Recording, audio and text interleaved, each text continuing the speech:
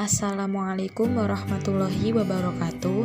Perkenalkan, nama saya Anis Lutfiana Alkoli, mahasiswa semester 4, program studi PGMIB, Fakultas Ilmu Tarbiyah dan Keguruan, UIN Sunan Kalijaga, Yogyakarta.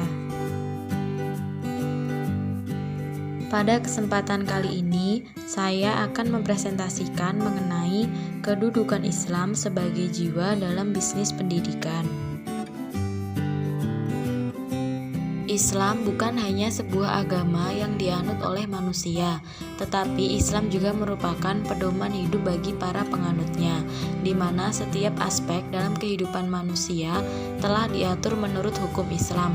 Salah satunya adalah aspek dalam bisnis pendidikan yang telah diatur dalam Islam.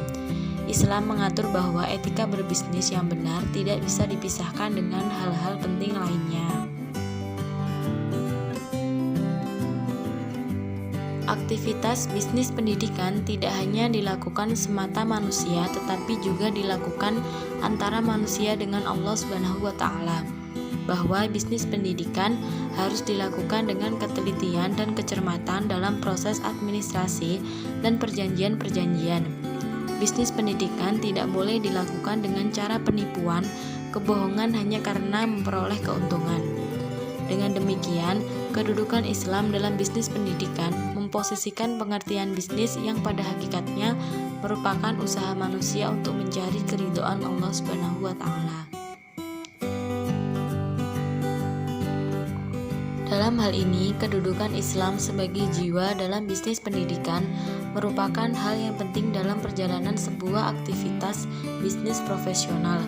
Bisnis dalam Al-Quran disebut sebagai aktivitas yang bersifat material sekaligus immaterial, sehingga suatu bisnis dapat disebut bernilai apabila kedua tujuannya yaitu pemenuhan kebutuhan material dan spiritual telah dapat terpenuhi. Dengan menjadikan Islam sebagai jiwa dalam bisnis pendidikan, pemahaman atas prinsip-prinsip dalam bisnis pendidikan akan bernilai. Dengan memenuhi kebutuhan material dan spiritual secara seimbang, tidak mengandung kebatilan, kerusakan, dan kedzaliman.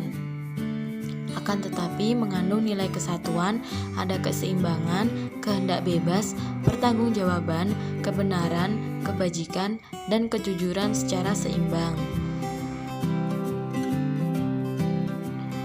Ajaran Islam berorientasi pada terciptanya karakter manusia yang memiliki sikap dan perilaku yang seimbang dan adil dalam konteks hubungan antar manusia dengan diri sendiri, dengan orang lain, dan dengan lingkungan.